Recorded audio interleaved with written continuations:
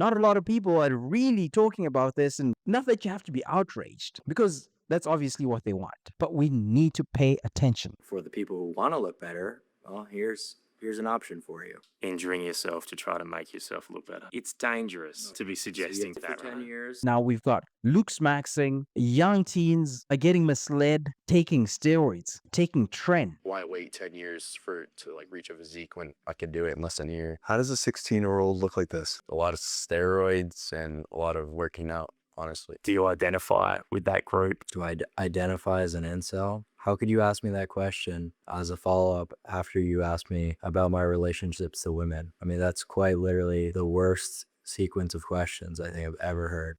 If you're a Christian who's a believer, who's been silent, who hasn't been voicing about what is going on in the world, you have to take a stand. On Inauguration Day, the president did not take his oath of office with his hand on the Bible. His wife stood next to him holding it. I was about 15 feet away and saw it, but he did not put his hand on the Bible. And that should have been maybe a clue. Welcome, fam. Things are getting out of hand. Every day, every week, something is just happening that is just making things get worse and worse. And today, this video is one of the videos that I think is going to be one of the most important. And because it's going to save someone's life. Because if you're a young guy, if you're a young man trying to figure out life right now, you need to watch this video till the end. And if you're a Christian who's a believer, who's been silent, who hasn't been voicing about what is going on in the world, you have to take a stand. You have to pay attention. You have to take a stand. It's not good enough to keep quiet. Our voices need to rise up. Because you have a platform, use it for the good. Use it for the good. It's not because someone is into fitness or someone is into finance or someone is into faith or anything that they cannot talk about important issues. We need to learn to talk about important issues because together we are one and things are happening to us while we watch and just listen and click things, scroll. Let's pay attention to what is going on around us. Not a lot of people are really talking about this, and not that you have to be outraged because that's obviously what they want. But we need to pay attention. We need to pay attention. Let's get into it. Let's see what's going on. Let's review everything that's going on right now. We've got Looksmaxxing, young teens are getting misled, taking steroids, taking tren, and they're getting all of this media attention. And they think that they're doing something positive, something good, because the voices of reason have kept quiet. Most of the influencers right now in fitness are taking steroids, or they've taken steroids in the past. A few have sort of been helping and encouraging people to stop taking steroids, like Greg Doucette. But most have taken steroids, or they lie about it. And people already know that they're lying about it. They're not being honest about the effects of steroids. Come on, guys. What are we doing? For what? That is what you call selling out. Because all these people that are coaching teens, they're not coaches. They're not coaches. They're dealers. They're dealers because they're not teaching them what actually matters when it comes to health and fitness. Let's look at what's going on. Let's just take a peek. Let's see what's going on because this is getting out of hand. This is getting out of hand. If your teenage son is on social media and he could be following so-called Looksmaxxers. Now, some of these personalities dole out potentially. Hey, so first off, I'm skeptical about media, any news that comes into the mainstream media, because I'm like, okay, what's about to happen here? Because you can also see the angle that they're going with. The mainstream media, when they catch this, they're taking the route of potentially censoring people. Because you're saying teens are being exposed to certain influences and certain content. Mind you, sure, but I don't think that's the solution. They need to be educated. They need to learn. They need to be educated so that they can make better decisions. The solution is not to say, okay, no, don't do something. It's teach them so that they can make a decision not to do that thing so that they think for themselves. Teach them how to think. Don't think for them and make decisions for them. That is the problem. That is the issue. Dangerous advice on achieving extreme body trans. What's hiding underneath? Okay, let's see. Let's From North Texas. let's move here. Let's move here. Let's see. Hiding underneath tells a different story. 16-year-old Zaid Laila is a high school student from suburban Dallas and drawn into a viral trend. High school student, a viral trends is drawn into it. Look, millions of views. because of what he's doing. That's what social media is rewarding. I wait 10 years to like reach a physique when I wait 10 years to like reach a physique when I can do it in less than a year. Lila shared Why wait 10 years to achieve a physique when I can do it in less than a year? You're in high school, dude. You're in high school. Like, what? You don't even work. You're going to school. What are you doing? Like, you don't even know what you want to do in life. You don't know what you want to do in life. Like, what are you doing? this photo from early 2024 when he was 15 years old. Since then, he's documented his transformation. How does a 16-year-old look like this? A lot of steroids and a lot of working out, honestly. Steroids. 16. 16. 16. A lot of steroids. He's not working out anything. Yeah, maybe sure he's going to the gym, he's training, sure. 16. This is dangerous. For starters, his hormones are already increasing. He's hitting puberty. He hasn't reached his full potential. He's still peaking naturally with his natural test. He doesn't have a full beard. Maybe he doesn't grow a full one, but come on. He's a kid. Look at his face. Now he looks like he's like 25. He's not 16 anymore. He's aged. He's like, okay, why should I wait till I'm 25? Let me just do it now. Dude, your organs also have a lifespan. Your organs have a lifespan. You reduce that lifespan. You get to that number faster. Man, So how long have you been on? you're I'd cutting say about like you're cutting years off your life. the last 10 months. I was fat, ugly, like short, I'd say, which those three things obviously make you an unattractive like male. Yeah, and definitely when I started taking the steroids, all those things like definitely changed. Like I got more jacked. Bro, this is natural. If you're a teenager, your body's still changing, you're still developing. There's no need to take steroids. If you're training, you want to be like a good lifter, because right now, like, you're not even going to be rated. You're not even rated. Because you're not even rated. No one actually rates you. Someone who actually trains will not rate you. It's not about saying like, okay, you took a shortcut or anything. Wait till you see what happens by the time you're 35.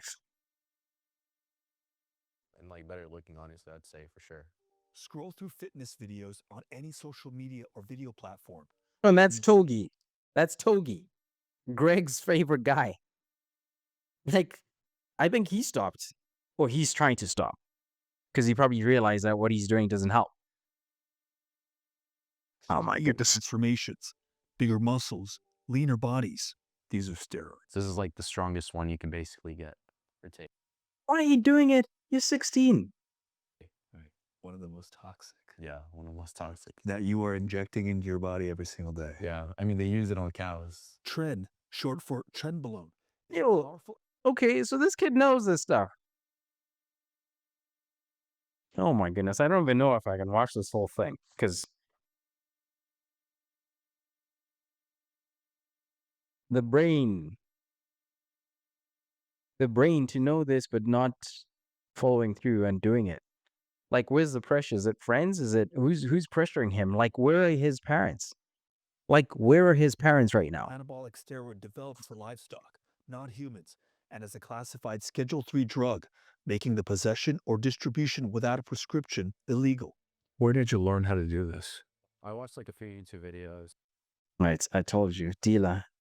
Like, he's got a dealer. He watched a couple YouTube videos, and that's how we learned how to do this stuff.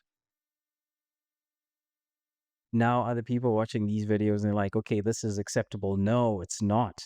This is dangerous. You will die young.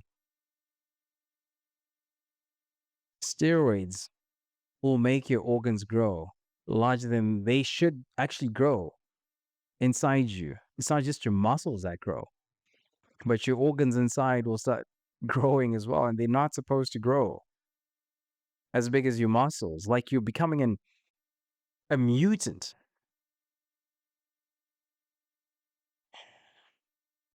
Short-term glory. Like for what? Like what is... What do parents think about the fact that you're on steroids?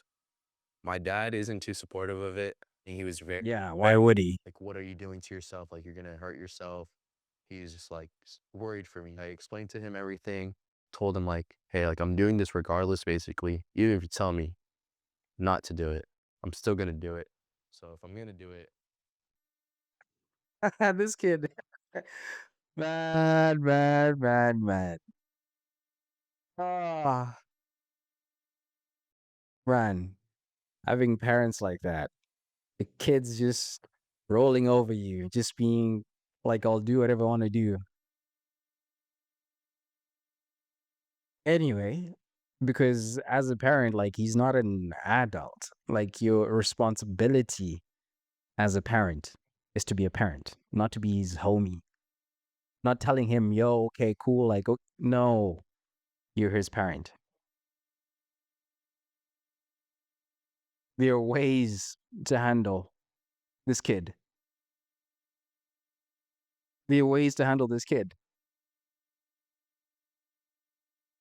He wants to be a man, let him be a man. But anyway, I'm gonna do it like in the safest way possible. I just want you to know that. I mean, like I look healthy. I am healthy, and I can show my blood work. Lila told CBS News he blocked his parents from his social media. They learned of the steroid use after a family. the blood work, yeah, sure, you're fine now, but the consequences are not always immediate. Some of the bodybuilders who've competed in Olympia have died after several years into their career. So these things don't happen immediately. Most of the stuff is happening inside. And when your body starts to fail, it fails, boom, just like that. When your body says that it wants to shut down, already on its own, naturally, it has intelligence. It knows how to manage its hormones. It knows how to help you build muscle naturally. If you also do the work, if you also eat real food and do it right, your body will help you. And it's about a lifestyle. You're not a real gym bro. It's a lifestyle that you're developing because you want to keep on training for the rest of your life. It's not about looks right now when you're 16. That's not what it's about. Where are you rushing to? The goal of health is for you to remain healthy and keep going and not get sick. Live a long life. That's what health and fitness is about. Not steroids, not chemicals. He needs to take biology and chemistry and go into a lab and see how they actually make this stuff. I've taken chemistry, like organic chemistry, mixing all of these acids and whatnots and catalysts and whatnot. I did all of that stuff and I could tell you, like, there's a yield that you have to get, but still, it's like compounds mix, chemical reaction when two things meet together, and then when something else meets, it's going to create something different. And when you provide your body synthetic substances, your body is going to have to learn to interact with those substances. Yeah, sure, they'll tell you, like, okay, because it has this compound, the structure of this molecule is the same as this molecule that your body naturally produces. But the point that they don't really emphasize on is that your body is a complex system. First of all, it's not as simple as just saying, oh yeah, because the molecule is the same. The body is a complex system. And every person's body is going to be different. Markers in the blood are not always good enough. They're still not good enough if you really want an optimal life, a healthy life. Those markers are a part, a piece, a sneak peek into what's going on in your body, but they're not the full picture. They're not the full picture of everything. They don't tell you longevity. If you end up having some sort of like condition, God forbid something happens, you don't know how your body's going to interact with those synthetic substances and molecules in your body. And also, you now have to take medication to treat whatever condition you might have. So, man, I wish you a long life, healthy life, but damn, bro. Member saw a video and informed them. Lila's father declined an on-camera interview, but told us he's deeply concerned about his son and overwhelmed by the misinformation Zion uses to justify his steroid use. Are you not worried that you could do? No, like even I had a transformation, 3-year transformation, natural. I think I probably look maybe just as good as this guy, natural, right? He's saying 1 year, but he's not 10 years. Like 10 years is like a long time, bro. Like 10 years is a long time. Like in 1 to 2 years, especially if you really start training when your hormones are peaking, man, the transformation will be crazy. It'll be crazy. So whatever you think you're doing right now, bro, just stop. Just stop. Stop while you're ahead. I mean, some of the damage might be done already, but just stop while you're ahead. Just stop. If you haven't, don't do it.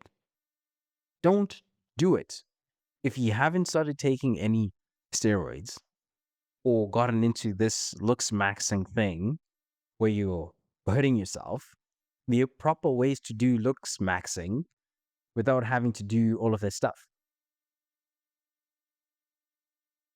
There are proper ways, natural ways that you do this stuff. Like it's not something that you have to go out of your own way. It just has to be your life. It just has to be your life, how you live your life, just who you are. Real harm to your body? I'd say I do care and I know what can come with it. I'm just gonna do it the safest way possible. This is so funny, bro. Heart attack. Dr. Jason Nagata is a What do you say? If I have a heart attack at 30, I have a heart attack. Dr. Jason Nagata is a Please. pediatric. I have a heart attack. Wait, what did he say? I'm gonna do it the safest way possible. If I have a heart attack at 30, I have a heart attack. Dr. Jason Nagata is a Wait, so if I have a heart attack at 30, I have a heart attack. Like, this guy doesn't care. This guy doesn't care. He's not stable. Like, he doesn't. What can I say? He's not just that he doesn't care, he might actually have something that is wrong with him. Like, the way he's thinking doesn't make sense. His dad needs to talk to him. A man to man, since he wants to be a man. His dad needs to talk to him. Because his brain is not thinking properly. He's not thinking properly. His dad needs to talk to him. professor of pediatrics at the University of California, San Francisco, specializing in male teenage health. Anabolic steroids in general can have really significant consequences to your heart, liver, HTs, and trenbolone, because it's so powerful, has even more significant side effects. There is no human safe indication for this animal drug. There are many young people now who... There you go. Like, so, like this guy, okay. participating in any types of sports who are using these drugs only for the purposes of looking better. So this is migrated from the realm of athletics into aesthetics? Yep, I think it's relatively less recognized that actually with more social media, there have been really extreme pressures for boys to build muscle. Oh my goodness. Oh my goodness. Bro, you can train. You can build muscle. You don't need to go through all of this stuff. Like natural, you can do real stuff. I'll look for pictures about to see like I'll look at pictures and see like my own transformation, what I look like. I was skinny. I was skinny at one point. And then I just started training. Started looking at my diet, eating more. Eating real food. This mewing thing, don't do the mewing thing. Like eat food, bro. Eat food. Chew your food. Eat meat, chew your food. Eat veggies, chew your food. Eat your food. I think better to get like chewing gum, like get a pack of chewing gum and just chew on some gum for some time. Not the healthiest, but it'll do something. Than to try some of these things. Like Your social media feed at this point. Obviously, gym influencers, the top ones right now. He gotten on steroids. Togi. This is the thing about influences, gym influences today. Like, come on, guys. This is not about health. Fitness, gym used to be about health, living a healthier life, not aesthetics, not about, oh, like I'm taking tren, I'm taking peptides. These are all synthetics. Psalms. These are all synthetics. Your body can do so much for you naturally. Everything else that you're doing, you're stressing your body for no good reason. For no good reason. Because obviously, like, when they create and make these drugs, these steroids, like the tren, obviously they're made for animals, like you said, like the doctor said. So the yield sometimes what is safe for animals and what is safe for humans is completely different. Even though you get those results, it doesn't mean that it's good. Doesn't mean that it's a good thing for you. It doesn't mean that it's a good thing for you. It's not healthy. If you're chasing health, this is not it. Listen to people who are trained. I mean, like maybe to some extent, like maybe some people are just like, well, why should I bother just, training and showing people like how to do it naturally? Because people are just like, okay, these guys that are on steroids, they just, coming and training and maybe Mr. Olympia and stuff. They kind of like leave that to them as respect because they look the part, but they're not actually the part. There's no, what's that word? There's no substance underneath. There's no substance because a lot of bodybuilders get injured too because now they don't really work on the other parts of health where it's like flexibility, recovery, stretching. They don't work on that. They focus on like pumping. And some of them don't do their cardio. So those are the things that really help you get healthier. Because the looks thing, it looks cool with your friends, right? Like you're mogging. I'm mogging. Is that what it's about? We had a term for that when I was growing up. We used to call it shraking. Shrake. We used to have a term for that. It's a slang. I understand what it is. But you don't need that. If it's like this posturing thing, there are ways to do it, kids. Young men, there are ways to do it. But you don't need to go through that. That is more effort and taking years off your life. You don't need to do that. Like, that is the last thing that you need to do. Without social media? No. Definitely seeing like people do it is like what makes for sure. It's not hard to get. No, it's not at all. Anyone can Bro. get hands on it if you just try. Adam Yamaguchi, CBS News. Nah, fam. This is not it.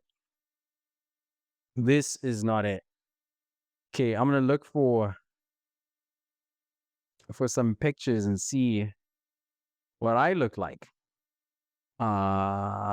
Let's see. I'll look for those, and then I can show you guys what I looked like before. Excuse me. Okay, let's see. Okay, let's see. Okay, this guy, he's starting off. Let's see. Let's come back. Okay, Looksmaxxing transformation. Okay, so he looks like a kid, looks like a baby. And then he loses some weight. Okay, so he did sprints and fasting. And look, he looks taller. He looks like he's just hit that growth spurt. Almost like, like puberty, like he hit his puberty. And this is the thing about the teenagers. They don't realize that they hit puberty maybe at different stages. Like some people hit puberty very early, like 12, 13, they're hitting puberty, and the test is really dropping, and that can happen for other people like by the time they're 15, 16, some 18. Those are like the late bloomers. But it's gonna come, it's gonna happen, it's gonna happen. So don't rush. You don't need to do extreme things, because some of these guys think that, okay, whatever they did is what helped them develop the features that they had. No, it's not just about that. Like, work out, train. When you train properly, the way that you're supposed to train and eat, it's not about looks maxing, like they've got this secret formula. No, no, no, no, no, no, no, no, no, no, no. No.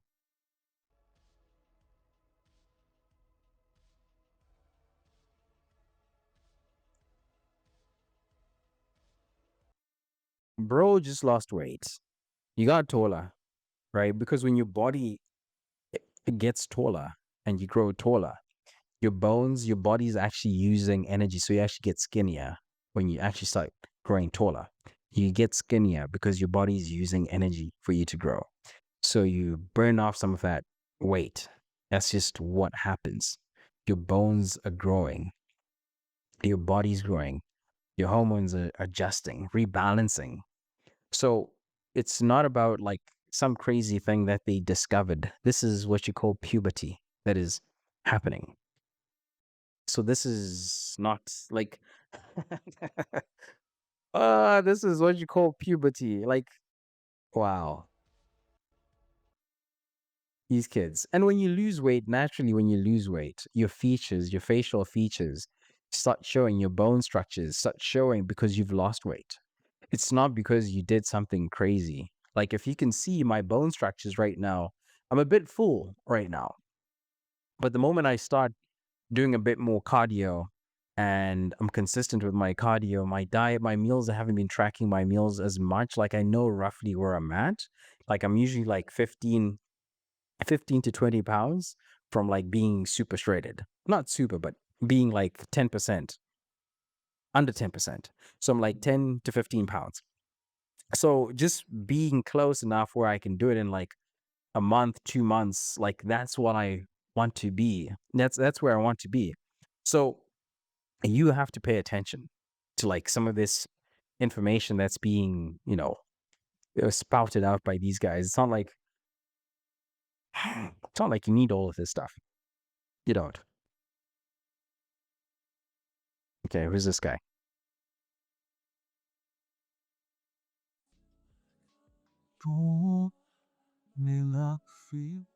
Mewing.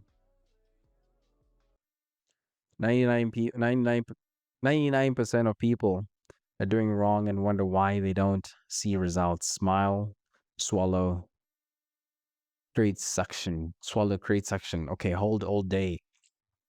You don't need to punish yourself doing this stuff. Bro, eat your food. Eat your meals. Eat your protein. If you think about like people in the old days, they didn't do this mewing thing. They had like feasts. They had meat. Take meat. That tough meat, right? Sometimes, steak, you want it to be nice and tender, but sometimes you want to eat that hard meat. That's sirloin tips. That's sirloin tip and eye round. You want to eat, chew on it. You want to eat your veggies, eat your fruits, eat your carrots, bite and stuff, work out your teeth. That's what you need to do. Don't overcook your food. These are things that you just do naturally. Have your meals like 3-4 meals a day, right? When you're working out, you're biting your teeth all the time. You're like, right? Because you go, I think I got that, right? Even though I'm a bit full, I still have my jawline. I can see my jawline. Oh, right? But it's not because I did any mewing. It just happens. You just have to do the work. Don't let these guys just influence you to do silly things. All right? Like that's not what you need to do. Your philosophy when it comes to plastic surgery, what is it? Bro, is this real? Is this guy real? Like, is this guy real? Who is this guy? These Looksmaxxers, this is what they're gonna end up being like. Right? Like Clive was talking about like hitting his facial structures, his cheekbones. Yeah, his cheekbones and his jawline with a hammer. This is what he's trying to get to. Because it doesn't end. It's an obsession. It's an obsession. It's not normal. It's not normal. I'll say it again. Break that loop. It's not normal. Even for girls too. Like, like they do the plastic surgery and stuff, like the lifts. You don't need that stuff. Because some people say that they do this to find girls. They don't need to go through all of this. To find someone who cares about you. To find a caring, loving relationship. It's not about this. It helps in the beginning, but to sustain it in the long term, it's not about this. It's not about looksmaxxing. Short term, maybe, but what's that good for? You end up looking like this guy. I don't even know if it's real or not. Your philosophy when it comes to plastic surgery, what is it? Well, my philosophy is kind of enhancing natural beauty. So I don't want anyone to think that this is my work here.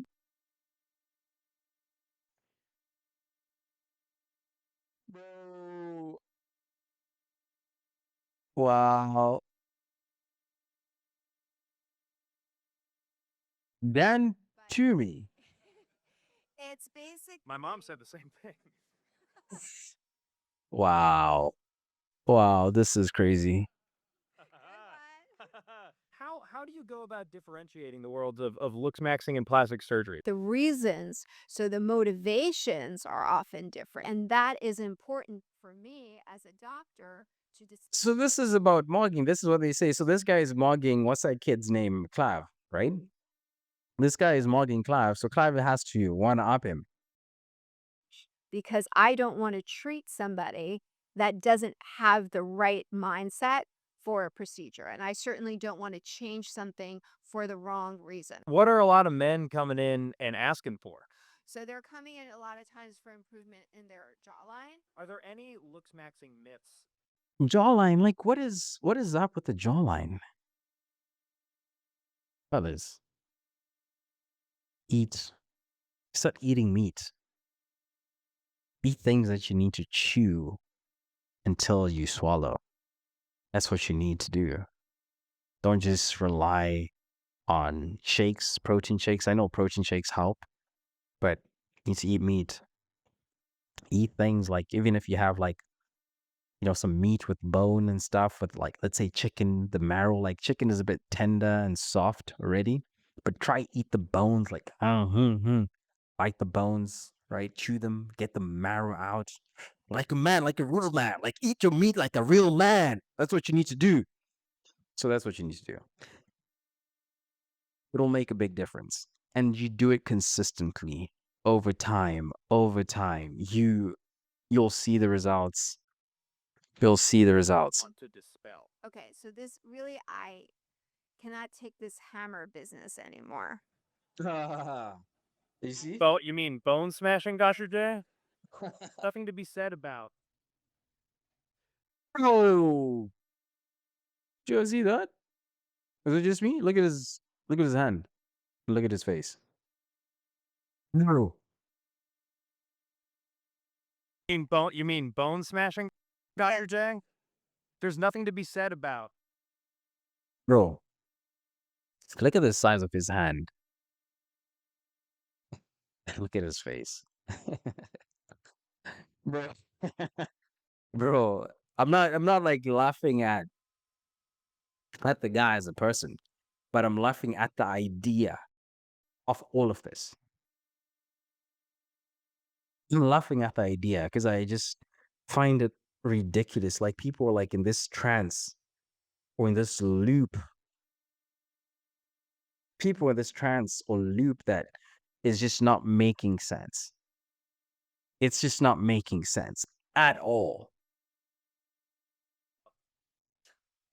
There is nothing to be said.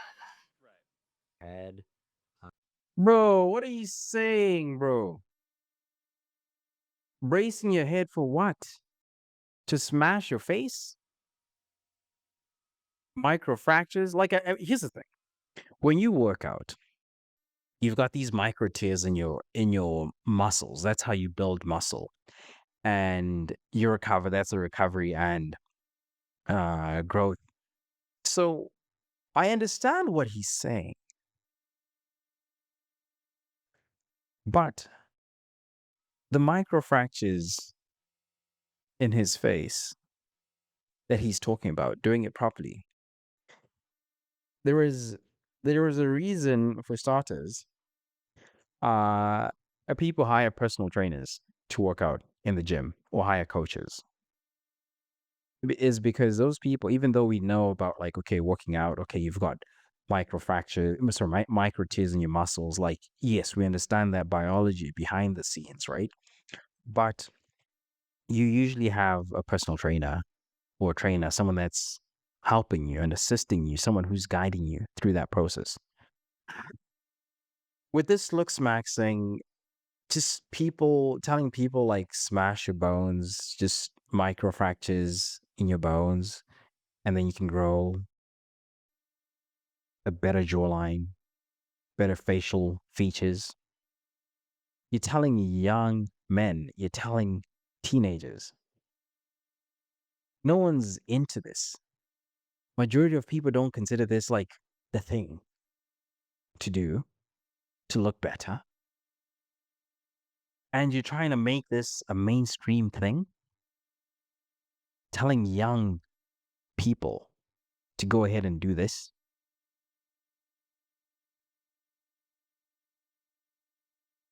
Make it make sense. Like, sure, maybe you've got a course, a program that you're selling. That makes sense if you're trying to do that and teach them to do this stuff. From a business standpoint, I see where your motive and your incentive is to push this. But are you not concerned about the younger guys, the kid that just might not even understand what is going on? He might try to do it on his own in his bathroom and doesn't understand how to measure his force. Because even when you talk about combat sports, people have to train how much pressure to apply when they're doing any sort of combat, especially sparring. They have to measure themselves. They have to train how to do that. Even a surgeon was like, yo, this is too far. He's like, this is too far. She's not signing up for that. She's distancing herself from it. That says a lot. A trained professional saying like, no, no, no, no, no, no.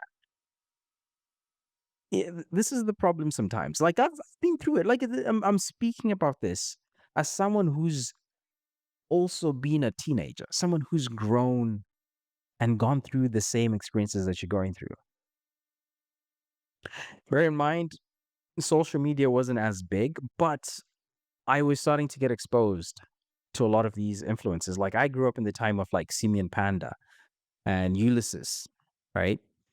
And Arnold was one of my favorite too. I had his books. I watched his videos, his movies. Arnold was my Schwarzenegger. He was my guy, and inspired me a lot. And yeah, the other guys like Instagram when it first started popping off, it was like yeah, Simeon, a couple other guys. Maybe if I like remember their names, I think there was yeah, yeah, like you have the Mike Mensa, you have Franco, all of those guys. So, and then obviously like Ronnie, like I didn't really tap into like the Olympia bodybuilding guys as much because I was just like, okay, these are steroids. This is not health. This is not about fitness anymore. This is completely different. So the point that I'm making is that there are people that are young, that are listening, that you're influencing, that might smash their heads, that might smack their eyes, and might lose their eyes just because they're listening to this advice. And it does the exact opposite.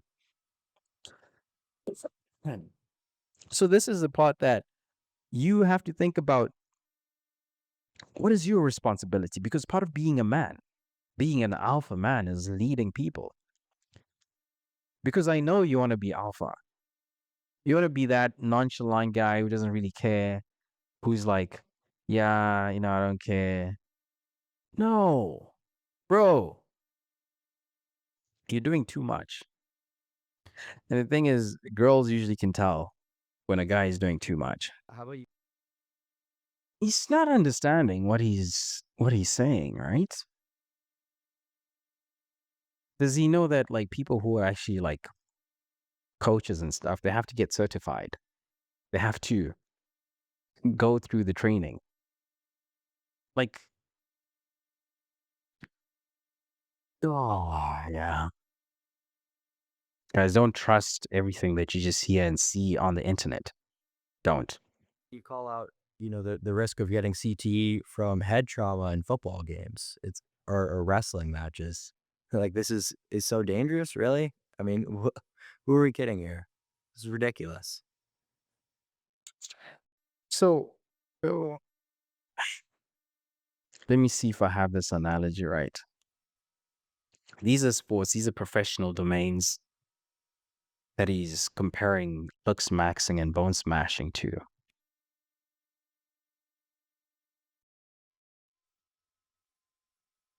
And clearly, like health experts say, they frown upon this.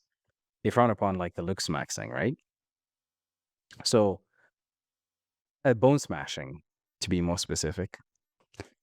So, like this whole thing that he's giving this idea that these sports are also dangerous. Yeah, they're dangerous, but they're also controlled, they're regulated to some degree. It's like saying, oh, yeah, like don't build houses because it's too dangerous. I get that idea. But the people that are building houses are also certified to take that risk. The risk exists, yes, you're right. But there is still a process to get that done. And that is what he's pointing out. The journalist, that's what he's pointing out. So don't miss that point. So these guys are doing it for the dating market. Bro, let me tell you, I'm a changed man now. But I'll tell you this. if you're a guy, young guy, you're you're looking to date, meet someone. First of all, girls can see when a guy is going out of his way to try and impress her, for starters.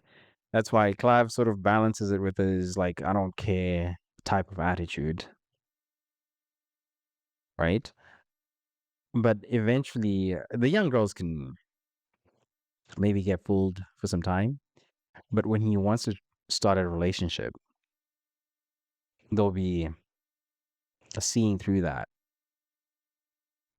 So to try and date, because what happens is that when he goes into this lifestyle of like, okay, I just want to look good and get a girl, maybe he dates her for like a week, 2 weeks, leaves her, or whatever he's trying to achieve. When that happens, he's going to live in that lifestyle. And at the end, he's still going to be lonely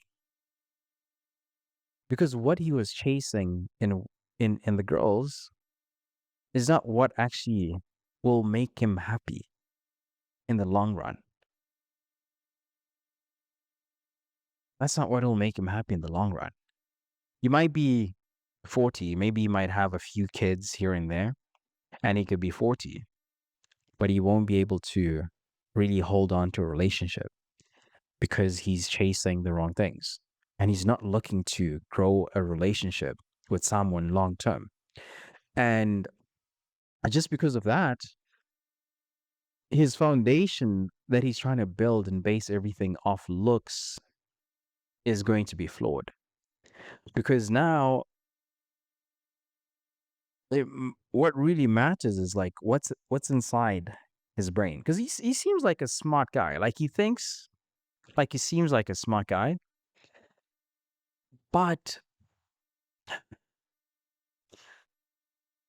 and maybe it's for sure, like it's a media thing, right? He's going on these channels and networks, right? Maybe it's a media thing. But it's like that's the part that I struggle with. Is this just a network, like a media thing that he's doing? If it is, it's like, but you're also influencing young people, young guys that are still growing up. They haven't hit puberty. Maybe they're feeling anxious. Maybe their friends, they've already hit puberty. And they're like, okay, what's wrong with me? Oh, I need to catch up. Maybe I need to do this. Maybe I need to do that. And that is not the way that young men should be led. To build the confidence should come from what's in here, in the brain, reading books, learning from people who've already been through what you've been through, people who are already ahead of you. Learn, work with them, go to work, learn skills with your hands, learn to sell, learn to build a business. I'm sure you're doing that right now. Maybe that is what you're supposed to be teaching young men. It's like, okay, how do you become popular? Maybe it's not bone smash. Like, find something that can help, because I'm sure there are better ways. Because the criticism, remember all the time, like when people criticize you, it's not because they think that you're like a bad person. They don't think that you're a bad person, but they criticize, especially when it's older people. It's taken me time, because sometimes you're like, oh yeah, these people are old, they don't know, they can't relate to what's going on. It's not because they can't relate or they don't see what's going on. There's a moment in your life where you just start understanding life in a way that you just can't explain. Not that I'm all there, like there's certain things that now I can see. I'm just like, okay, this is what's going on, right? And you don't have to put yourself in that situation, because I've been in situations where I'm like, okay, I shouldn't have done that. And You look back, you're like, yeah, maybe that's true. I shouldn't have done that. And older people, when they come to young people, they see someone with potential because clearly he's got potential.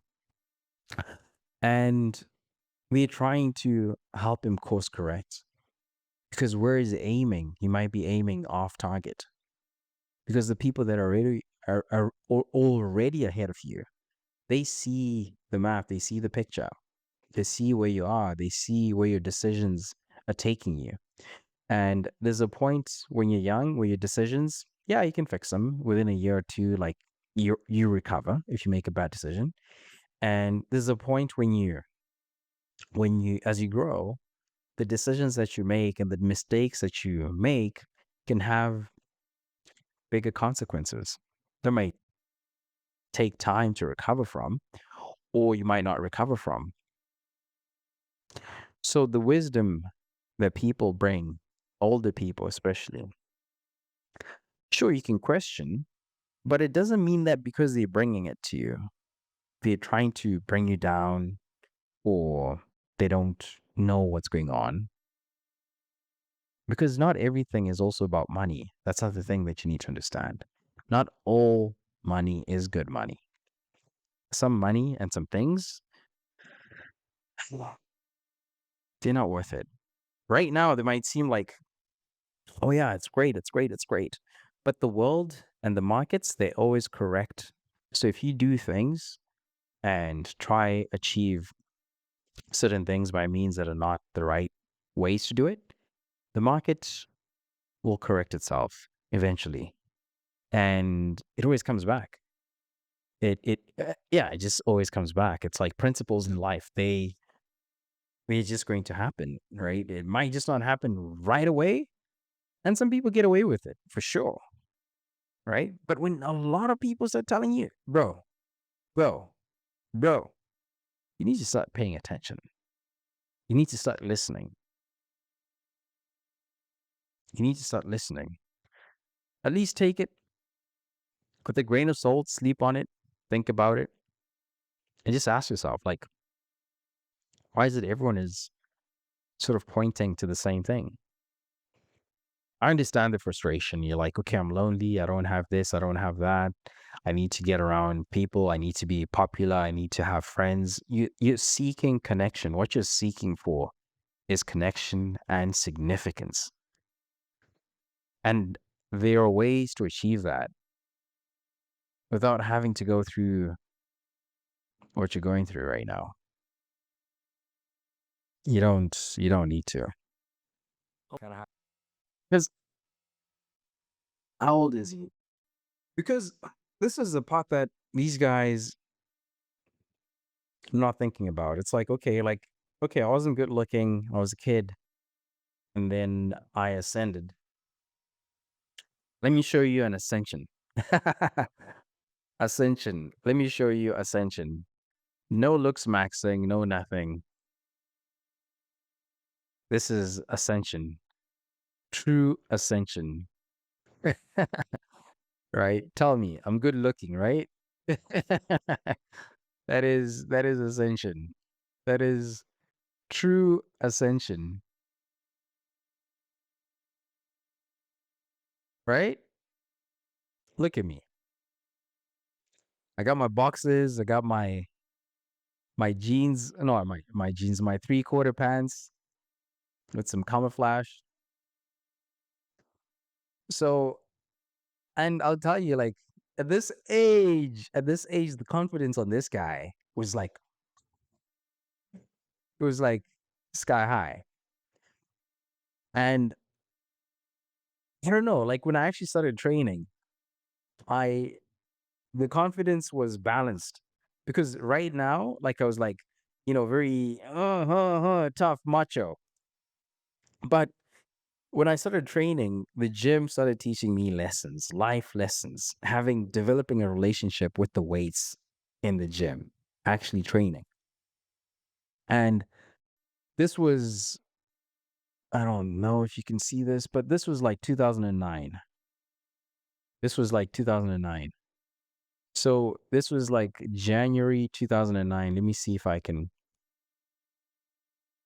I can show you here. But if you can see this, this was January 2009. No. Let me show you right here. Yeah, you can't see it.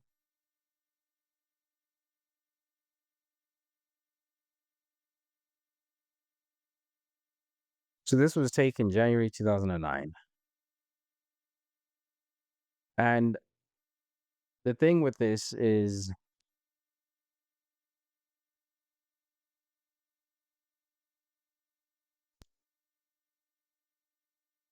January 2009 and excuse me. Within 3 years, this was me.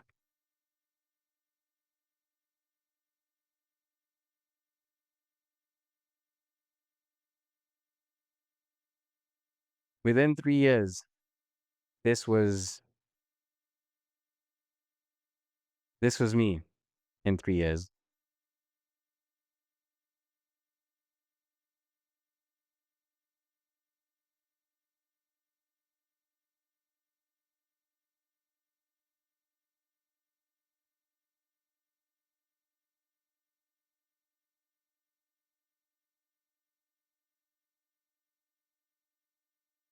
So within 3 years,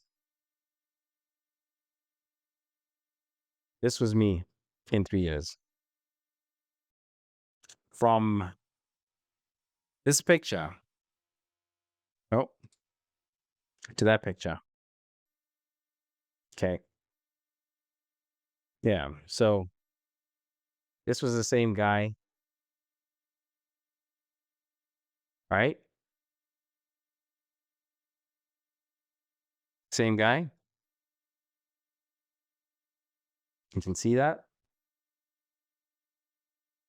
You see those? I got my fro, right? I had some definition, but I was skinny. I was definitely skinny, right? So maybe I started training. Maybe actually I started training this year. This is when I started training. So as you can tell, okay, this is the guy. Boom. And then that was the ascension. And this is natural. This is all natural. This is all natural. So the ascension that you hear these guys talking about is, I don't know, like it's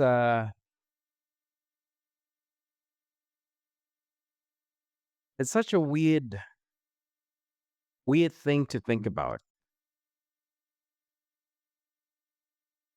It's such a the ascension that these guys are talking about is quite weird for me because I'm like, okay, naturally you can train, you can lift, and you can build muscle, right? If you're trying to date girls, go on dates with girls,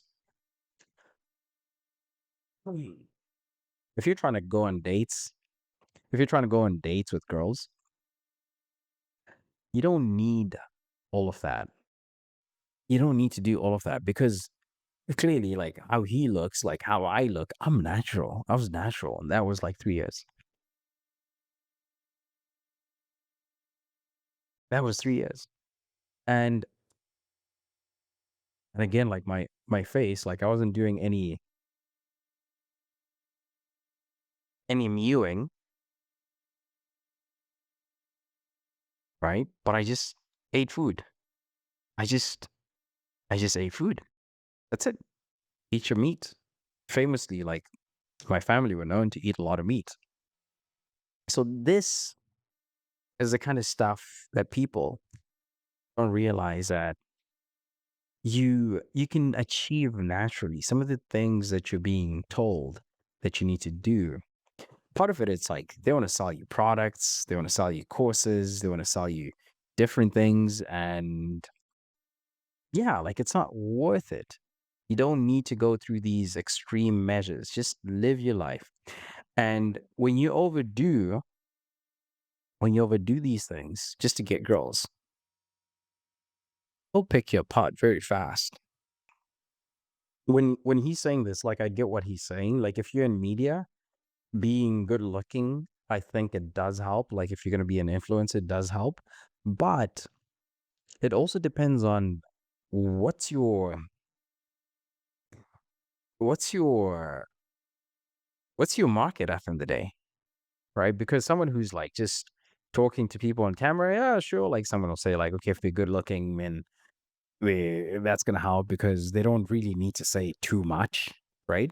But if you really think about the people who are the most successful and they're still in media, they're bringing value to people. Because at the end of the day, people care about what value are you bringing to me? What are you helping me solve? What problems are you helping me solve? Just looking at someone because they're good looking, yeah, sure, there's a percentage point. But I'll tell you, if you still want to be successful, you can work a job and you don't have to be good looking. Like, let's say financially, you don't have to be good looking to be successful. If you work a job, let's say a sales job, it's not about how good looking you are. It's not about that. Because if you're on the phone, maybe you don't even see the person, or you could be working in the back end and no one has to see you. In different ways, IT people get paid a lot because, well, there's a plane flying. Because IT people get paid a lot of money. Excuse me. IT people get paid a lot of money. And they get paid not because they're good looking. People that are in sales get paid a lot of money, not because they're good looking. It's because they're solving problems.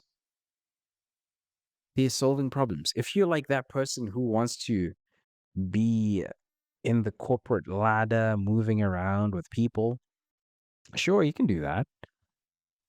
But it doesn't mean that you're going to achieve financial success immediately. You're playing on your looks, you're playing politics, right? Optics. But that doesn't determine success. If you're looking for like titles, like even if you're looking for a title, you could just go and start your company and just call yourself a CEO. Already there, you've got status. You create your own status, right? That's how you create it. Literally, you could do that. And if you want to make a lot of money, you don't need to be good looking. So this whole thing, this idea of like, oh, and then I'll be successful because of this and that, there are different ways to go about it. It doesn't mean that you have to go down this road. You don't need to go down this road because there are different ways to do it. And I've seen and you've heard people who say like, oh, how does this guy, he's not good looking, but he's got the prettiest girl. How does that happen? Or the guy that you're like, oh, this guy never used to get girls, but he's married. And maybe you're 40 and you're single and you're not married. You don't have a stable relationship, but you used to get old girls when you're growing up. It's because you're spending your energy on things that don't actually build a life that has connections, that has significance, meaningful connection. So this is the stuff that you have to really think about. Dig deep. This guy is getting there. He's getting there. Let's hear. And that's completely I kind of feel for Clav. Excuse me. I kind of feel for him because the way that what he's communicating is communicating something much deeper. He's trying to communicate something that's much deeper, that's going on, that's happened in his life and his relationships, right? Because a lot of people tell you things about themselves by how they answer questions and yeah, and how they answer certain things about their personal life tells you a lot. And Excuse me. And it's sort of like showing that his relationship at home is not great with his parents already, just by this, right? There's a certain, front that he also shows, which he has to, right? Mhm. But deep down, I mean, he's saying a lot. Like if he watches this interview himself, like there's a part for him, like like he feels it inside. And I think it's that push with these kids. Maybe they have this push. They don't have those meaningful connections. They're not about partying, not about doing the wild stuff. Because he doesn't strike me like that's his lifestyle. That's what he wants. He likely wants something that's really meaningful, that is genuine. And he's probably a good guy. He strikes me as a good guy. But he might feel like he was forced to do what he's doing, or he was pushed to do what he's doing.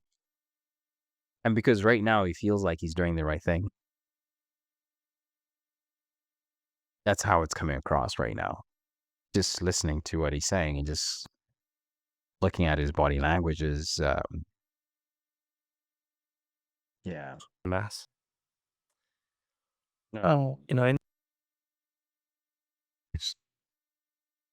Oh my goodness.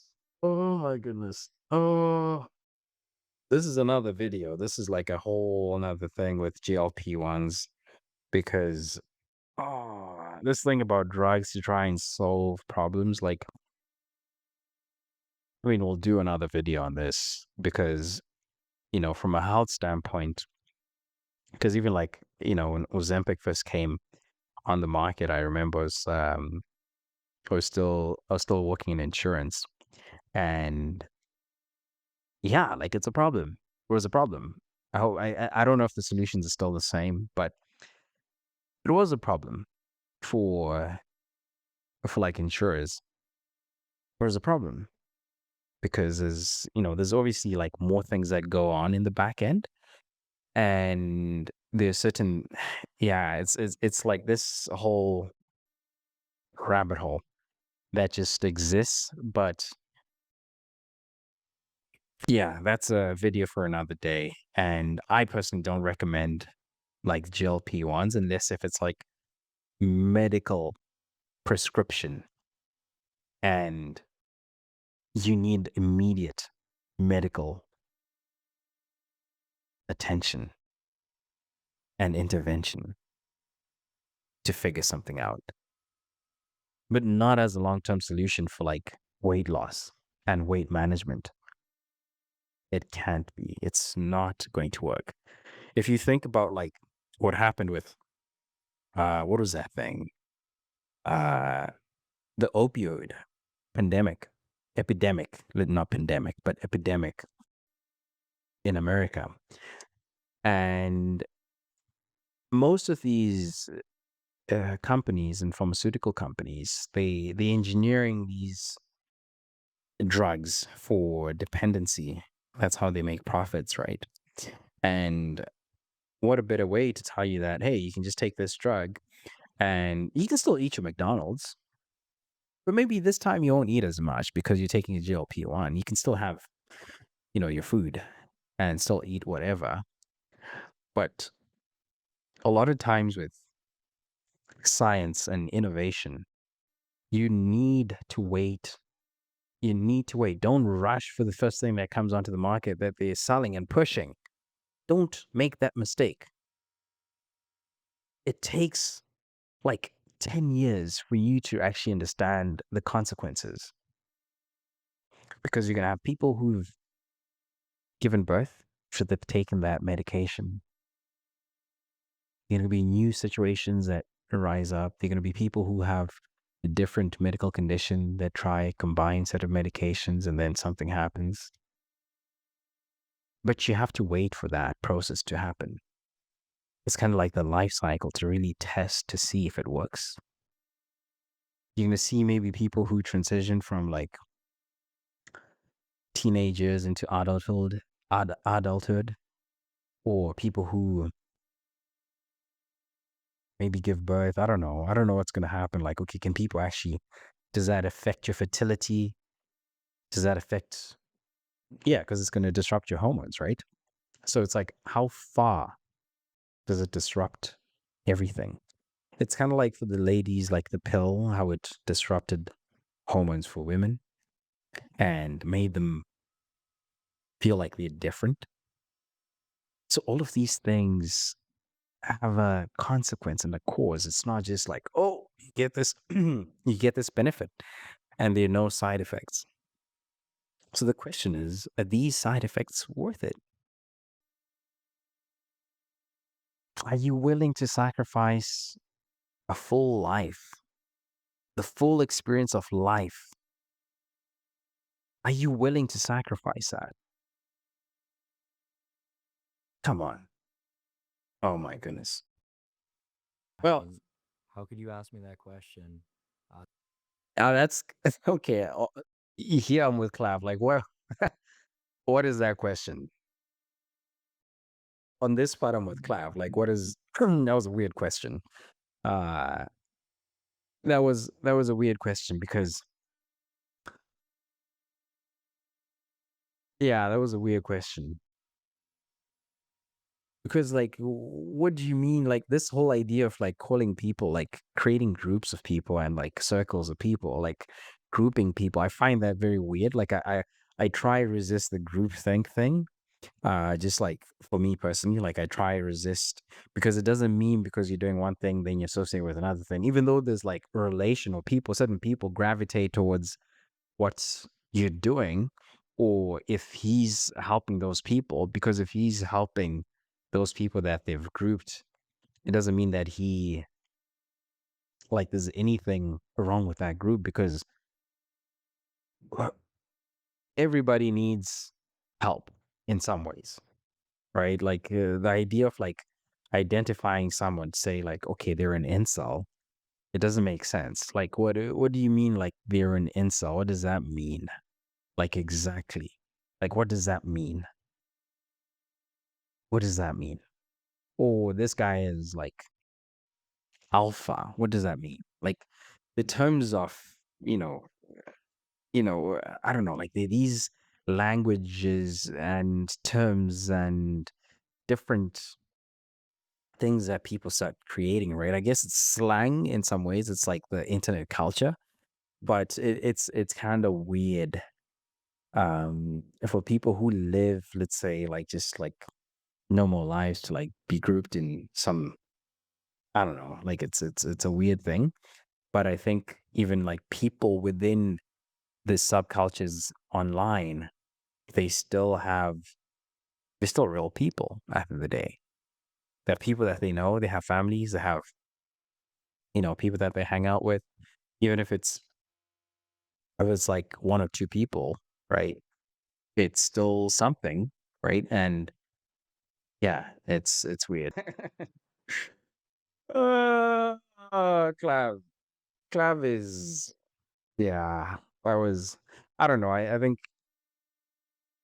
yeah, definitely like the influence, like he's been influenced by someone else and just going out there, but um I don't think is wrong for asking about Andrew, right? Like he's just genuinely asking.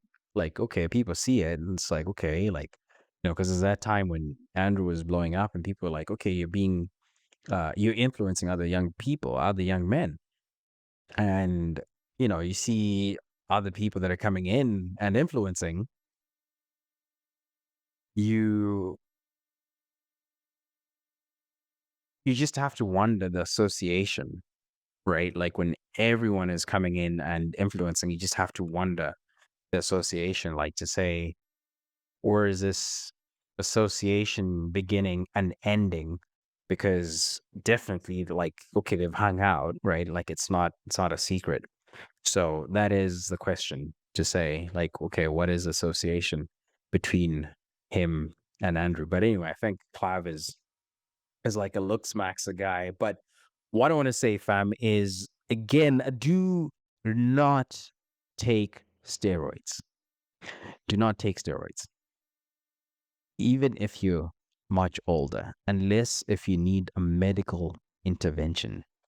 Like you've gone to the doctor, maybe you're like in your late 30s, 40s, or your test is dipping, and maybe you need to have like some sort of treatment, then maybe it makes sense. Then maybe it makes sense. But if you're still young, you haven't started a family, and more importantly, if your goal is to start a family, don't take tests. Don't take tren. Don't take these peptides even, or SARMs. All of these. Don't. Don't do that. It's going to save your life. There is more to your health than looking good. There is more to fitness than looking good, being jacked, being ripped. Because to maintain a certain body fat percentage takes a lot of work. And there is more to life than fixating on your look, on how you look. Maybe leave that for the girls. As a guy, you shouldn't be trying to fixate on how you look. As you get older, it gets weird. That's what they're not telling you. You might get by, but as you get older, the older guy obsesses on how he looks. It gets weird. It gets weird. So the question is, are you trying to play this game in the short term or long term? Because already, if you play this game of taking peptides, SARMs, tren, TRT, and where's your chances of living a healthier life and living a long life? Think about it. Okay, you're shortening your life. You're trying to get the girls, but you get the girl, but then the girl realizes that she can't have kids, and maybe your life might be cut short. Those risks are real. Those risks are real. Pay attention. Do not take steroids. At least, here's the thing. Let's make a deal. Wait until you're 25. First of all, at least wait until you're 25 to let your body develop naturally. First, give your body a chance. Give your own natural hormones a chance. Give them a chance. After you give them a chance, make sure to really think about, what are you trying to do? Are you planning on having kids? And how soon are you planning on having kids? And just really take time to think about that. Are you trying to live a long life? Are you trying to build lasting relationships? And not just with a partner, but even with your family, with your mother, with your dad, with your siblings. Do you want to live a long life to see your parents grow old? Do you want to live a long life to see your nieces, your nephews? Do you want to live a long life where you reflect back on life, your teen years with your friends as you get older, or with your siblings?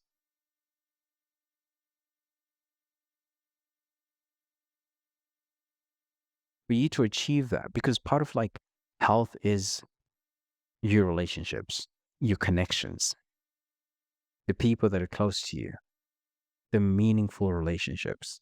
That is one of the things that matters the most in life, is your relationships. And one of the things that I would say is never burn bridges. Never burn bridges. Never burn bridges, regardless of whatever relationship that you've had, whether it's personal, business, colleagues, school, anywhere. Do not burn bridges. Do not burn bridges. Relationships are one of the most important things. So think about, how do you optimize for your relationships to make them more meaningful, to connect with your friends on a deeper level? Go to church, start a Bible study, go for dinner, go on a trip, go on a vacation.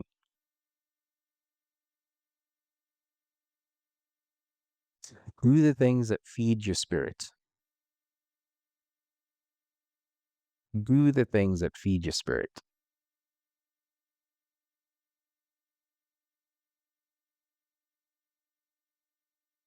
So this next one involves all of us, because this one really troubled my spirit. This one troubled my spirit so much. And I was shocked, for starters. But as days go by and I reflect back, the shock seems to fade. Because what Trump just did is one of the most egregious things in faith, across all faiths, if you really track what's happening. I'll play this. Let's first hear what happened with Trump. And Mr. President, no one has paid the price. On Inauguration Day, the president did not take his oath of office with his hand on the Bible. His wife stood next to him holding it. I was about 15 feet away and saw it, but he did not. Did you hear that? He did not take his oath on the Bible. That is Tucker Carlson telling us what the President Donald J. Trump did on Inauguration Day. And this sets the stage of what is to follow. If you really track what's been happening, all the events that have been happening, really track them. Mind you, I've been a fan of this guy. I was a fan before. I'll tell you the Put history. his hand on the Bible. And that should have been maybe a clue that we need to pause and think about, what is this? Why wouldn't you put your hand on the Bible if you don't Why wouldn't you put your hand on the Bible if you're about to be sworn in as the President of the United States? believe in the Bible? There's no cost to you to putting your hand on it, just kind of following the protocol, going along with the tradition. All presidents do it. Why are you doing it? And you're not doing it intentionally. You're choosing not to put your hand on the Bible when you take that oath. That suggests not that you don't believe it. And this is very important, not just because we're Christians, but even for people who don't believe, people who don't have faith in the Bible. Because if he's the only one that doesn't do it, even if he doesn't believe it, let's say he was an atheist, there is a difference. There is a difference. It signals something. I know it's about the Bible. Some people don't love the idea of the Bible being part of the office or state, but it sets the stage for everything else that is happening today. It's real, because if you didn't believe it was real, why would you care? That suggests you know it is real and you're rejecting it. You know what you're doing and you're doing it anyway. But nobody asked questions with that either. It seemed kind of inappropriate, given the celebration then in progress, to ask, why wouldn't you put your hand on the Bible when you take? And this is the part. This is where the deception began. This is where the deception began. Because the previous term, he couldn't run. He didn't win the previous term. Whereas the Dems that were in office, and they tried to persecute him. They tried to persecute him. Take the oath of office to lead our nation, but pretty much nobody did. I didn't. I'll admit that. I saw it and didn't say one word. Bothered me ever since. I don't know. Because here's the part that people are missing. If you've read Trump's Out of the Deal Because a lot of people tell you who they are. A lot of people, they tell you who they are. The question is, are we willing to listen? Let those with ears hear and those with eyes see. Because people always tell you who they are, what they're about to do, what they are going to do. They always leave signals. They leave traces. It's almost like this thing. I think there's a psychological term for it, where people want to get caught, or it's kind of like the show that they sort of put on display. Because right now it seems like everywhere, the world, wherever we are, like we're in a trance right now. This media trance and a trance, and it's like a bubble, a propaganda bubble that's covering us. And slowly people poking at it in different directions.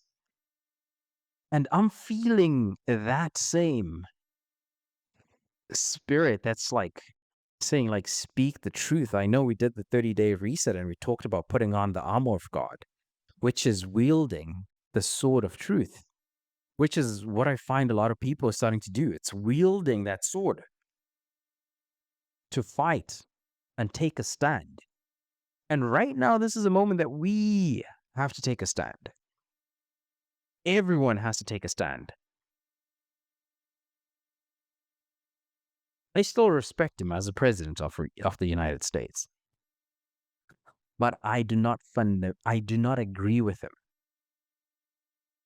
on fundamental things that he ran for the office, when he ran for the office. Things like the war.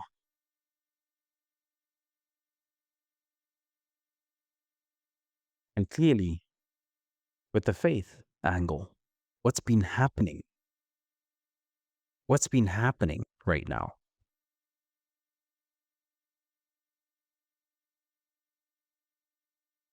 With the commanders telling the officers that they're preparing for Armageddon. Trump has been elected by Jesus. He's been anointed by Jesus. It's like Hollywood. They're doing this show. Like before, you used to have these movies act out these scenes. But it's like Hollywood is now in real life. And we're living in a movie. It's like all of these years, Hollywood has been practicing what they've been practicing. Let me put it that way. And now it's a real life. They're acting it out. They've been auditioning all these years to play the part that they're playing now. Because when you read The Art of the Deal, he's a businessman. At first, I didn't suspect some of these things. I hadn't had my awakening, call it awakening, or the moment where I reestablished my faith and I was born again. I hadn't been born again. And I used to read Art of the Deal because I used to run a business at 17. And at 21, I had like a trades business painting houses. And I read his Art of the Deal because I found it appealing because he was also in construction. And I found a lot of value in his books. And I used to do a lot of sales. And, you know, like he talked about his views and the different people that have come out in scandals, like he's talked about them, his relationships with them. And he's a phone guy. He makes deals on the phone. He talks about how he makes the deals out of the deal.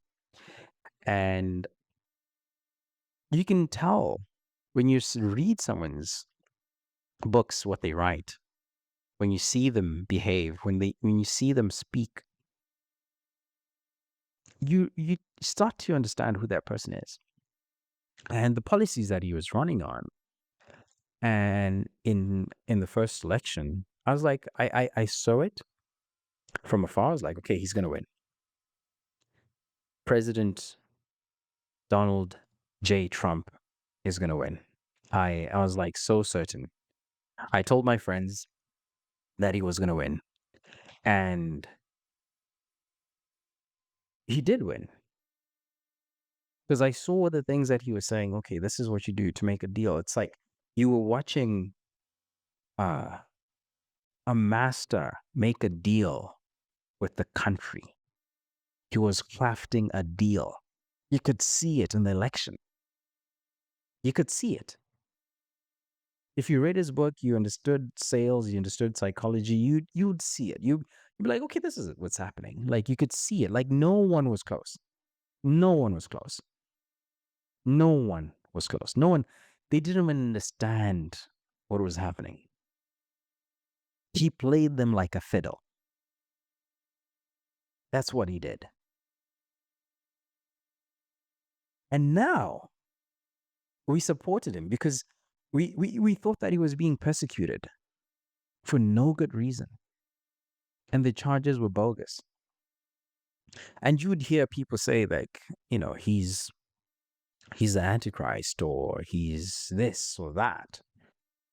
And we're like, no, there's no way. He's a Christian. He's one of us.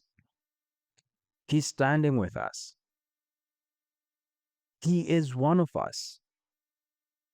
I don't call myself a MAGA person. I don't call myself a Democrat. I don't call myself a Republican because I think the grouping thing is just weird because you cannot side with one party. Like if you really understand what it is about, you cannot side with one party just for the sake of siding with one party because some policies might be good, but some of them are not good. And the systems are so interconnected that it's just a mess.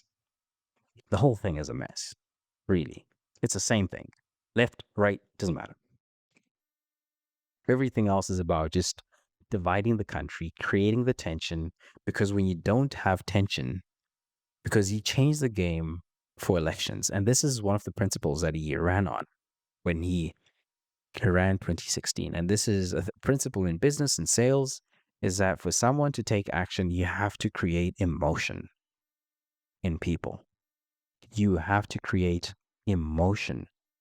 Emotion makes you act. Your thoughts, emotions drive your actions. And then the outcome happens. That is a sequence, right? But your thoughts and emotions are influenced by your environment, where you surround yourself. That is a sequence of everything. So in order to create emotions in people, you have to pick group. You have to create a group. You have to have a slogan. They call it like a cult-like following. That's what you need to create. When you create that, this is MAGA for you. When you find a group that is the enemy, you have to create your enemy. If you didn't have an enemy, you have to create the enemy. That is it. That's what he managed to achieve. He managed to find an enemy. Sometimes you'd call, depending on his position, and he's good at this. Depending on his position, you'll call this person an enemy, another person an enemy. If you look at his debates, he'll pick on something.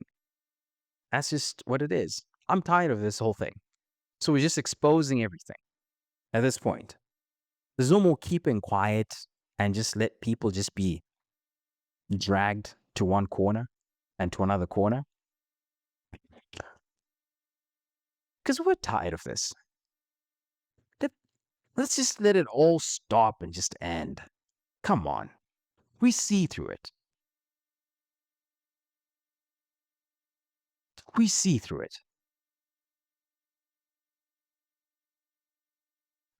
We just have to get out of this trance right now. Like, let's just open it up. And let's just call it what it is, because we're tired. Just call it what it is. Just call it what it is. Tell as it is.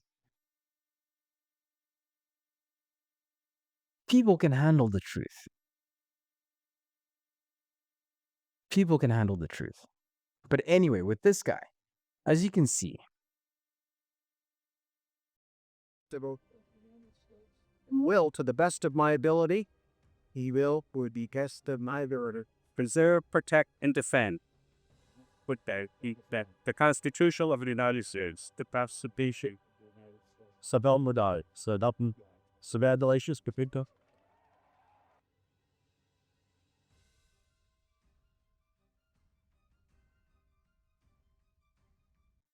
okay, well, let's see, maybe the volume, let's see the sound. Did it show? Oh, it didn't show. There was an angle that was showing that he didn't put his hand. But anyway, so what I wanted to emphasize is that on the weekend, as you saw what Taka just said, he didn't put his hand on the Bible. As this war started, they took out the Pope equivalent of the Muslim faith. Many in Iran. Ayatollah. That's who they took out.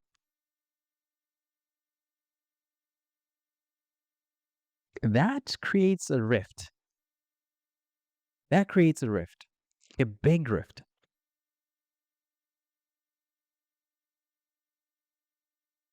And just on the weekend,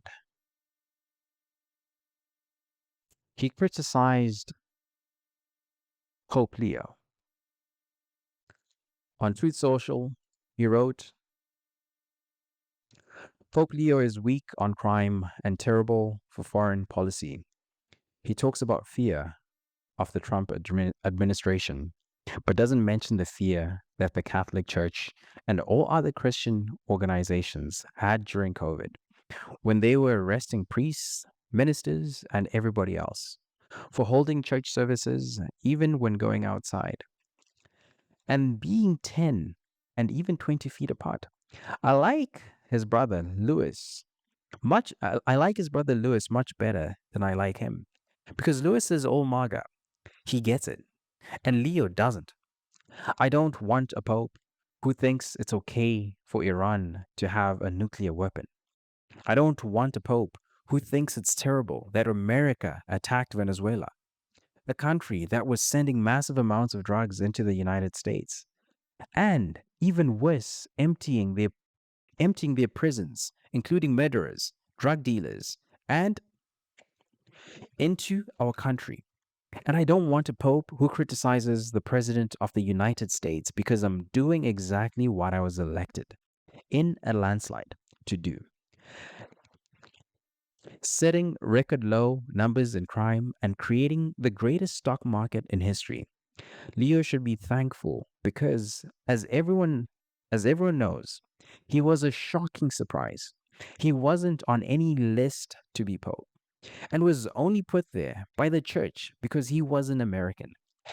And they thought that would be the best way to deal with President Donald J. Trump. If I wasn't in the White House, Leo wouldn't be in the Vatican. Unfortunately, Leo is weak on crime, weak on nuclear weapons, does not sit well. Let's come back. Unfortunately, Leo's weak on crime, weak on nuclear weapons, does not sit well with me. Nor does the fact that he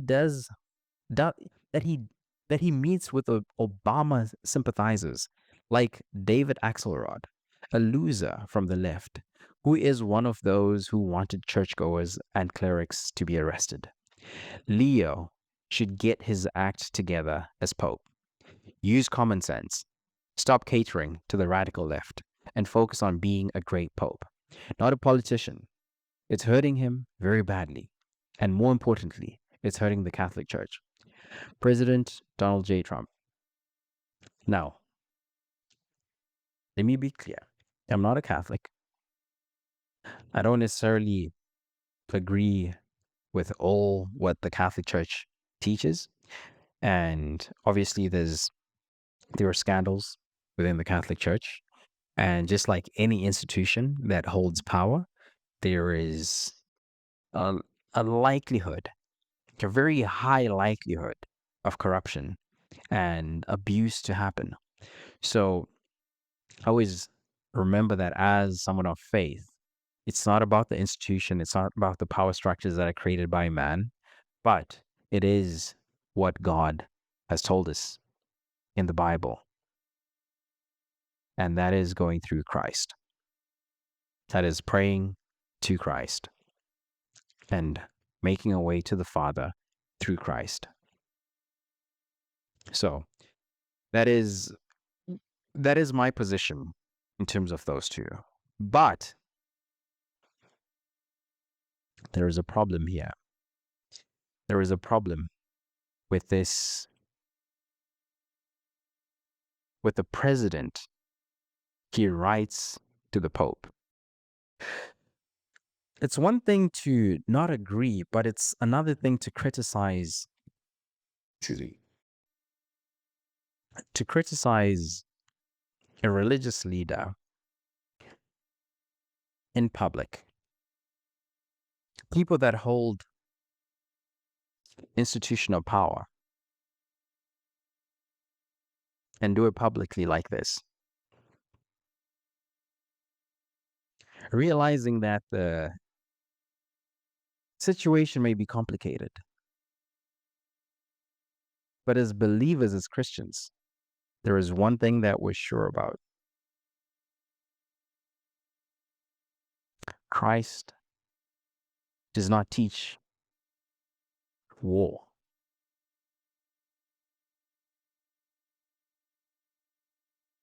Even God in the Bible, he always said the battle belongs to the Lord.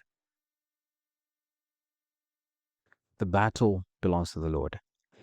King Jehoshaphat, this was in the Old Testament when he was about to get attacked by the Ammonites, I think the Ammonites, and it might have been the Canaanites. He prayed. He went to God first and prayed. And they were told where to go, where to hide. And they were told that, okay, just stay there, just by the hill, like the specific place to hide. And these people that were coming to attack them, to attack Israel, they ended up taking each other out. They didn't even try to do anything. But God did it. God is a God of peace.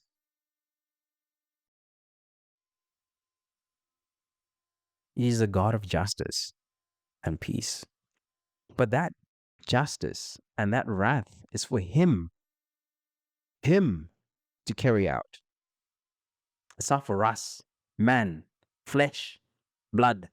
It's not for us to take onto ourselves and take it upon ourselves.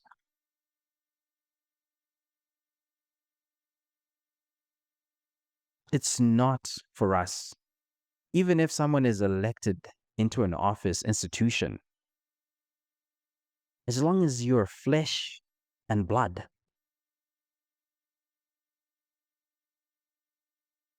you do not have that right to try and play God.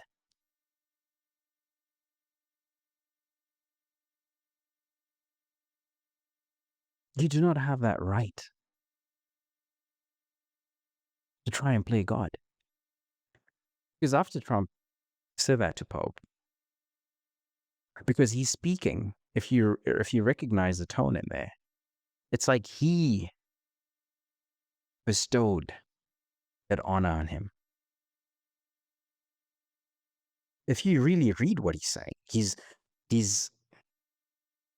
a power statement. That's what he's doing. He's exerting his position, his posturing with a statement like that. It is what you call political posturing. If you're not understanding what that is political posturing. Political posturing onto someone who is respected in their own faith as Catholic, as the Catholic faith does. Now, he's got claims that he's making.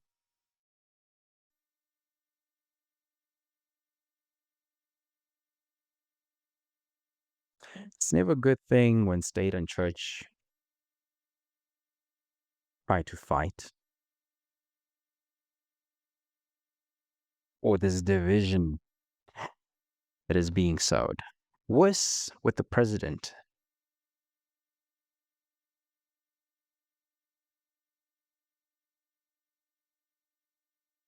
The president's job is to unite people, to bring people together. What this is doing is dividing people. That polarity. That is the polarity that is being created. Take this seriously. The intentions, if you're willing and you want to unite people, you do not polarize people further and further apart. Now, if it was just this statement that he made, I would have been like, okay, like this is like a Catholic thing. Like I'm not Catholic. Like, they've got their own, issues and they've got their own problems. Yeah, I mean, like, yeah, sure, they need to figure their things out, right? Like this is like a political thing and their own issues. And the part for me as a Christian, as someone who's serving the kingdom, who's working day and night, I'm not saying that I'm perfect, but as someone who's dedicating his life to serve the kingdom,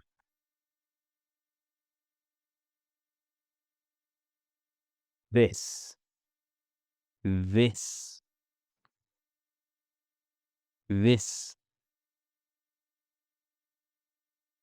right here, this got to me.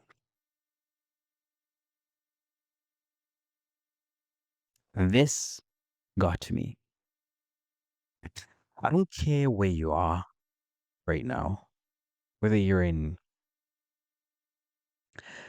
Europe, you're in South America, you're in Canada, Africa, China, Russia. This right here, this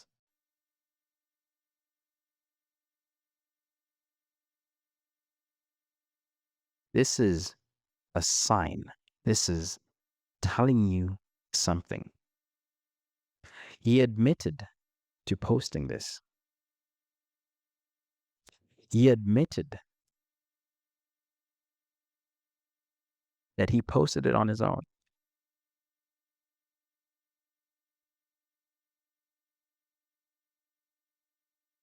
Let's take a listen. Mr. President, did you post that picture of yourself depicted as Jesus Christ? Well, it wasn't depicted. It was me. I did post it, and I thought it was me as the doctor, and had to do with Red Cross as a Red Cross worker there, which we support. And only the fake news could come up with that one. So I just heard about it, and I said, how did they come up with that? It's supposed to be me as a doctor making people better, and I do make people better. I make people a lot better. As an example, the 11,000, I understand your husband's going through treatment. Right? Yes, sir. Yes, sir. He's going through some very serious cancer treatment, so Yes, this goes a long way. yes, sir. It sure does. Yeah. Mr. President,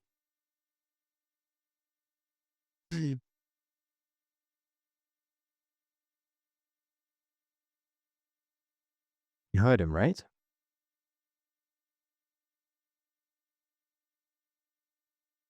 People don't take it lightly. No one is taking that lightly. He doesn't know me. The guy doesn't know me. But still, I'm taking this seriously. Because this man, he's like he's off his rockers.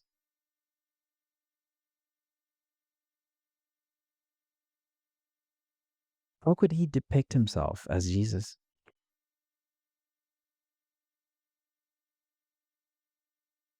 War, celebration, people praying by his feet. He's healing someone. He's like, oh, I'm Red Cross. He just made that up. Anyone who believes that statement as, oh, yeah, that's what happens, like, that is staged. That is a staged press. I guess, I don't know if you call it a conference, but it's a staged press briefing for him to dress that. Staged. Because the backlash is real. The backlash is real.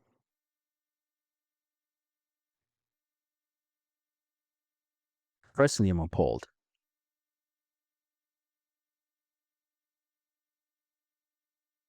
As people of faith, because this is when people in positions of power stop behaving like this, is a bad sign.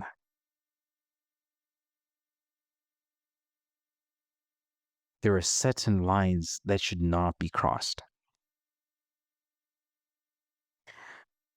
Remember the first video from Taka? Again, let's just play it one more time. Let's just play it one more time.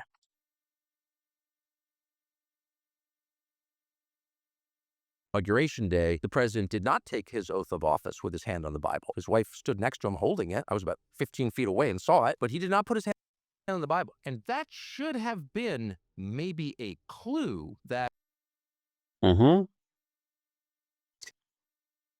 Right there.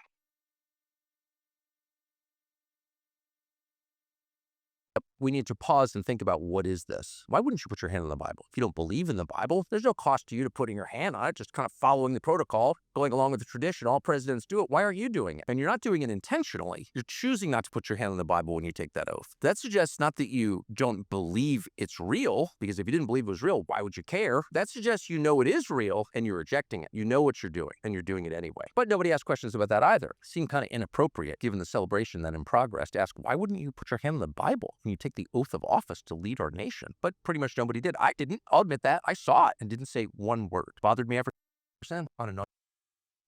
Okay. So there are two ways that I'm looking at this. There are two ways that I look at this, right? Because this is the part where when people say psyop,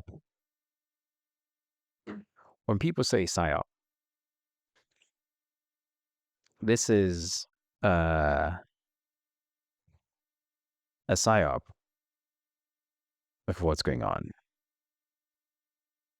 There's one part where if we don't speak, they keep on building these things. We don't address it. We don't expose it. They keep on building this. It gets worse and worse and worse. Because if more people start talking and we stand firm on the truth, we will win. We will come ahead. Granted, I'm playing Taka. Taka's been in media. The division, polarity, all of this stuff that is happening. Taka recorded this, I think it's maybe a week or two ago when you brought this up. Because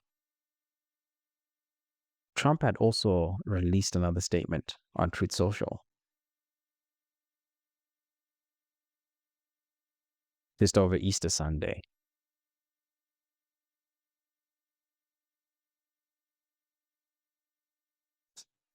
And the way this whole entire system works, like Taka might be a good person, he's fighting for the truth, he's pushing one way, and people are behind Taka right now.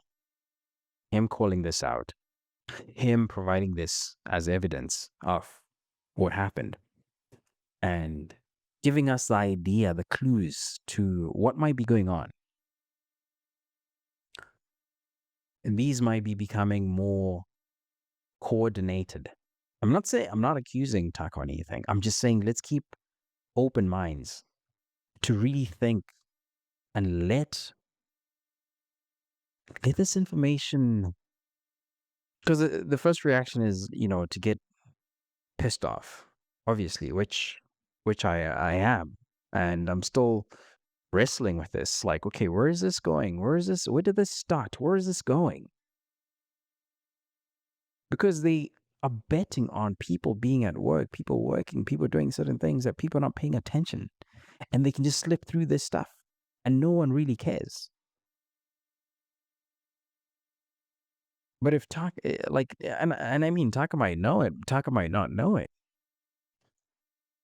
because sometimes people are used without knowing. I think before Taka had, this idea, perspective of the world that was just very skewed in his own view, and sort of like a bubble of like elites within the Western world, which they didn't really see the full world for what it is, and different regions of the world and how the world is changing. And some of them are orchestrating it, for sure. But this is the part. Taka would have released this in sort of like a response to what Trump did. And him releasing this was maybe a test to see how divided are people, which sides, who's taking whose side, and create a bigger rift. Now he's deleted it, apparently. It's not there anymore.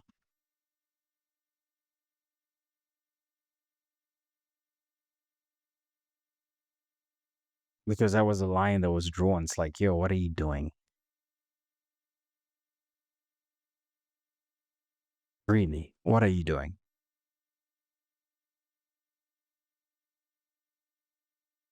What are you doing? But we need to stay watchful as believers, as Christians. And even if you're not a believer, even if you're not a Christian, they are playing out something. And they are moving towards more division for people to take action. On the other hand, you have Elon. Elon is another guy that I'm going to maybe talk about, because he's creating division between races.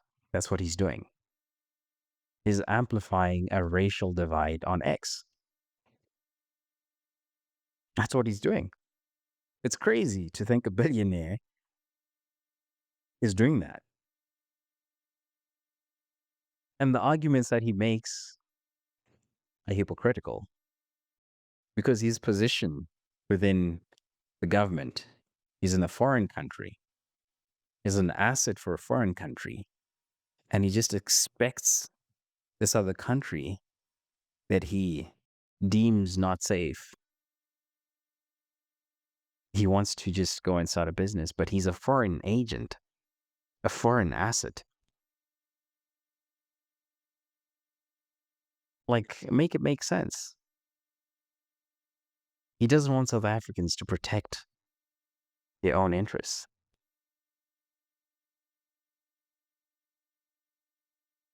And he has companies that control data. They collect and control data. And South Africa is a central and pivotal point when it comes to global connectivity. It's pivotal because its position is very unique. Well, I mean, like someone who's an engineer can, look into it. But when you look at the poles, because South Africa, again, is in a unique position where you have the two oceans meet, and also like the south winds sort of kind of come like the South Pole. So there's this very unique position in South Africa. There's a unique position. I don't know like all the details of like the engineering behind it, but it is a unique. I have the idea, the sense, but the technicalities, I don't know them.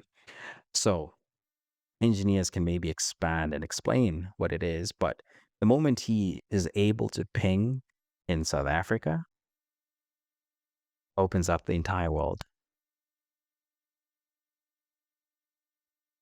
And he wants to control all the tech, all the satellites, all the tech, all the infrastructure for connectivity, which leads to digital connectivity. If you understand what that means, you will know. Because this is like, there's more to this whole entire thing. Because, I mean, we can do another stream for this because now we're like over 2 hours. And this is just the most insane thing that I've seen in a long time. This is just one of the most insane things that I've seen in a long time. And we need to pay attention to what is going on. Because we can't accept what Trump did, for starters. We cannot accept it. As Christians, as believers. Because he's not showing any respect to any faith, any religious faith. If you get what I'm saying. He's not showing respect. One of them, the Catholic one, he's creating a rift. He's depicting himself as Jesus.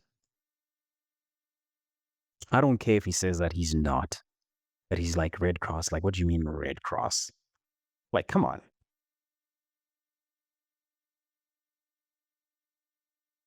Come on, like, we're not dumb. Like, we see it. We see what's going on. We've been on your side. Can you still put your hand on the Bible? Since you said that America wants to rededicate itself to God, can you also do that? Put your hand on the Bible to say, hey, whatever's going on moving forward, this is what I'm going to do. Can you do that? Put your hand on the Bible. Moving forward. Because the story about the Bible, the story about Christ, everything was created for him, through him. It is about redemption. You can still be redeemed no matter how far gone you think you are. Christ can still save you. Christ can still save you.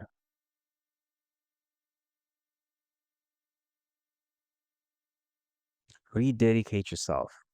You, just as a president, rededicate yourself. I don't know, maybe a public baptism. I don't know. Just throwing it out there.